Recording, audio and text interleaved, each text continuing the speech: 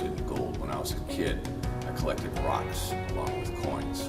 The rocks turns into a lust for gold and a lust for mining. So I always wanted to be a mining geologist since I was that big.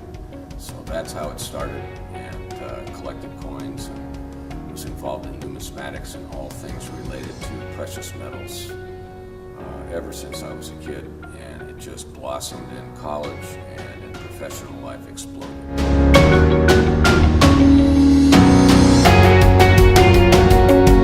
The auction component was there in the beginning. We started about 1983 officially with a second company related to the mining company that was involved with mining in the American West, and Americana related to that. So we put out a series of catalogs back in the early 80s.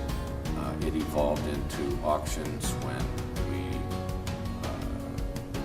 worked with Mel Fisher and had the first Atosha auction at Caesar's Palace in Las Vegas in 1987. Since then, we came up with a couple other major collections along the way and worked with Butterfield in San Francisco, had a few major auctions, and then in the 90s, we put out a few fixed price catalogs, and they sold out very quickly.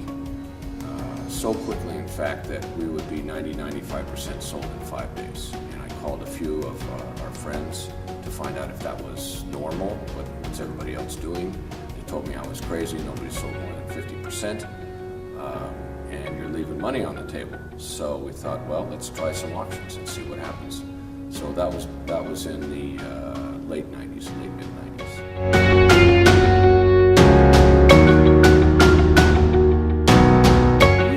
To all collectors. So one of the specialties we have is cross-marketing, so that when they look at our catalogs and they look at the kinds of things that are offered, it's a broad spectrum of material that crosses dozens and dozens of collecting genres. And when a collector in one field, say numismatics, opens a catalog and goes through the catalog and finds another collecting genre that's somehow related to what he really likes or she really likes, and they go, wow, I didn't know about that. I gotta have this. And so that's how we find that collectors that you think may be mainstream coin collectors really want a lot of other things too to go with it. So we educate them along the way, we get educated as well, and it's a win-win for everybody.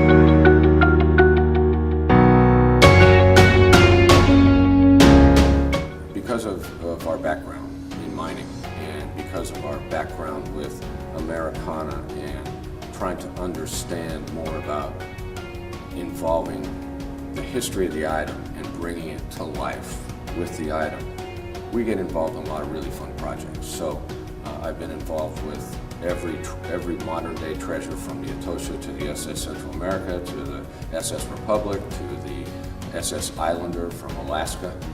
We get really involved in these gold treasures in all aspects of them, which is tremendously fascinating and flattering. We also get involved in other projects. Right now we're working with the American Numismatic Society on a huge batch of material, original material from the Medallic Arts Company from 1907 through circa 1990. And so we've got a bunch of galvanos that we're working with there, and other things from famous American sculptors who designed these fantastic medals that so many people collect today, as well as coins, people like Augustus St. Gaudens. We get to work on remarkable archives and go through appraisals for major entities, from the National Park Service to almost every major bank on the West Coast, and major museums as well. So these projects can get really, really exciting, and they offer us a glimpse into history that some people never get to see unless they start getting into the deep research angle of a lot of things. And also it leads to a lot of papers that we get to write. So I've authored more than 200 papers, goes on from there. So it leads to a lot of stuff that's really exciting and really fun, and we get to tell those stories through our catalogs.